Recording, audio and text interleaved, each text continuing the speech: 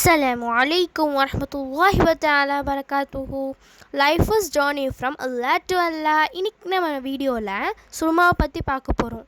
நபி ஸல்லல்லாஹு அலைஹி வஸல்லம் அவங்க தூங்குறதுக்கு முன்னாடி இஸ்மித் என்றும் சுருமாவை கொண்டு தான் சுருமாயிடுவாங்க என்று இப்னு அப்பாஸ் ரலியல்லாஹு அன்ஹு அவங்க அறிவிக்கிறாங்க.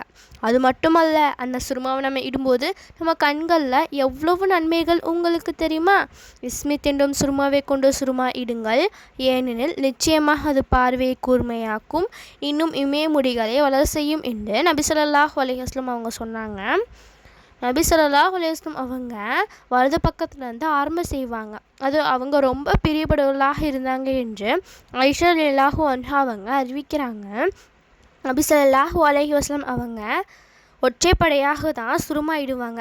ஒற்றைப்படையாக சுருமா இடுவதுனா என்னென்னா, நம்மளோட வலது கண்களில் 3 முறை நம்ம சுருமா இடணும். நம்மளோட இடது கண்களில் 2 தடவை நம்ம சுருமாவை இடணும். இதுதான் அந்த ஹதீஸில் சொல்கிறாங்க.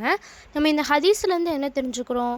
நம்ம இனிமேல் நபி ஸல்லல்லாஹு அலைஹி வஸல்லம் அவங்க பண்ண மாதிரி நாமளும் சுருமாவை இடுவோம் இன்ஷா அல்லாஹ்.